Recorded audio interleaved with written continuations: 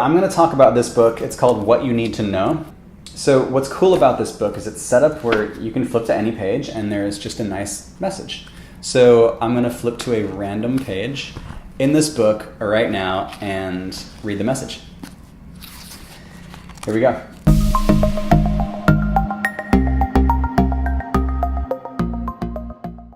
Always remind people of their connectedness, not their separateness.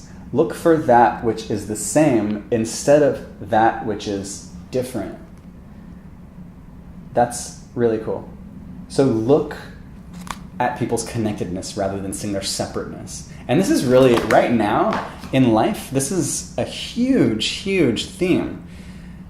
There is so much polarizing tension on the planet right now. And I live in the United States. I'm in Austin, Texas right now. And within the US, there is this like Republican Democrat. There's so much anger going back and forth. It's like no one's listening to each other. All the anger is all saying, you're wrong. Here's how we're right. It's continuing to tell them how disconnected they are and how disconnected these two groups of people are, instead of saying, guys, we are all connected. We are all humans. We are different political parties. Cool. But beyond that, we're all in this together. All we have is connectedness. Yet for some reason, we are angry. Well, I mean, the reason is because we have trauma. It's like humanity has PTSD because it feels like I'm looking outside this window right now and it's beautiful. There's green hills and there's cars going by in the distance and it's quite peaceful. Like it's really nice. And it wasn't always this way. There have been so many wars. There's been so much suppression, slavery, just like the most mind-bogglingly crazy things have happened with humanity over the last few thousands and thousands and thousands of years. We still have PTSD. We've been passed on certain things from our ancestors, from our relatives that we hold within us.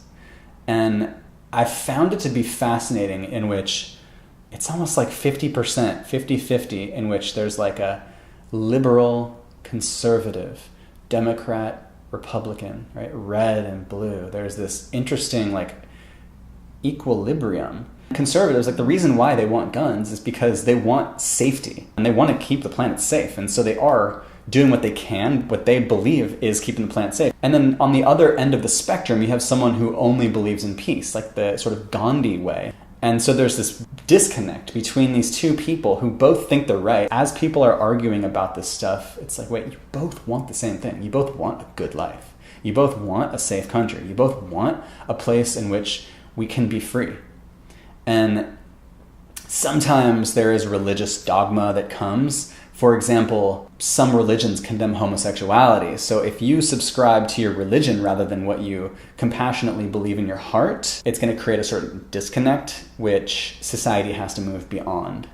And society will move beyond all of those things that have separated us for so long. We haven't yet turned on the political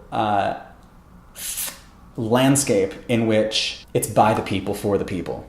Right now, it's still politicians who are influenced by the corporations. Like, it's still a bit disconnected from the people. But the people are truly the ones who have the power. And the people are the ones who, once they get that power and utilize it, which is connectedness and togetherness, we will be able to create whatever we want. Whatever we want. Literally, whatever we want this society, this world to be, we'll be able to create through unity, working together. And knowing that laws do have to get passed. Things do have to say, this is how it is. And for example, when the Supreme Court legalized gay marriage, that was a law that eventually enough of the people believed was a good thing that it became reality. Now, before that, let's rewind a few hundred years. Most people were indoctrinated by their religion, which told them a certain thing, and so enough people believed religion over the compassion of two human beings or their own heart, so it did not get passed. But once the populace believes something strong enough and shares that truth strong enough, we've now created a whole new reality. A whole new reality. So that's what we're doing. We're creating a whole new reality, like with YouTube, with Instagram, with all social media. It's so beautiful because we're sharing truth, we're sharing wisdom, we're sharing, and millions of people tune in and listen to everyone who's sharing all this stuff. And as long as we listen to each other and we're open to hear each other out, and as things are seen more clearly, the truth comes out, we all have more freedom. One thing that's really popular right now that's being talked about is this universal healthcare. In the US, our mentality hasn't been programmed in a way in which we believe that by being a citizen of a really great country, we should have health insurance. Like we should be taken care of, or healthcare we should be taken care of. And that's just a collective agreement.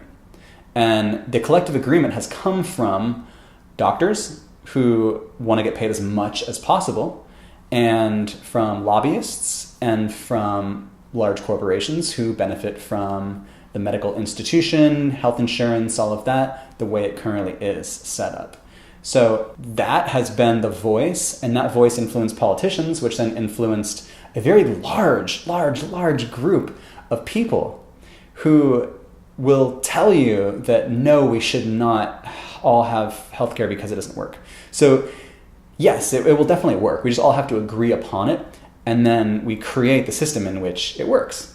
So the reality just keeps getting better and better and better and better and better, and we are in an accelerated time right now in which reality is speeding up. Things are happening very, very quickly, and I believe within the next 5-10 years, we're going to see the most drastic changes we've seen in our entire lifetimes in the past couple hundred years. And that could mean anything from a utopian society to all-out war, to technological advancements beyond anything we've ever experienced, to connections with other beings that exist within the universe. There's so much more to life than what we currently see in front of us, and we get to create a reality. So knowing that, create the reality you want. Listen to people around you, recognize that there's a microcosm of people who communicate, and that microcosm is connected to the greater whole. And so we can start with just a conversation with someone else, just listening to someone else and being open to someone else without making fun of them, without saying all this stuff, because it will come back to you. And right now there's so much anger directed towards Trump and Republicans and all of that. Everything comes back. And we need to set a good example and be mature so that when it comes back, it's like, oh, you treated us very well. Like, even though you did disagree with us, you treated us well. And it's a very feminine quality. And while that quality is important, also having the masculine quality of sticking up for what you believe is very important. Very, very important. So always stick up for what you believe. Honor yourself, honor your heart, and share that with other people. But also don't make fun of people. Like, don't take it too far. Don't take it too far to where it all of a sudden creates more pain, which then has to be healed. You see that pattern. So that's kind of the thing that's happening right now. Dates to look out for: 2020 is a U.S. election, and that's going to be a big energetic shift on the planet. And as we start to hear from some of these political candidates, and there's a few that are more, you could say, enlightened, like more aware, more awake to humanity's evolution. These people are going to be on the center stage, and it's going to be a conversation. And so we're going to have these conversations around a lot of this stuff that I'm currently talking about, and I'm going to keep talking about a lot of this stuff as it happens and as it unfolds, because that's fun. We're here. We're alive right now. We're meant to be here right now. We're meant to be alive right now because that's what we chose. So I'm going to end this video right there. Much love, everyone. See you on the next video.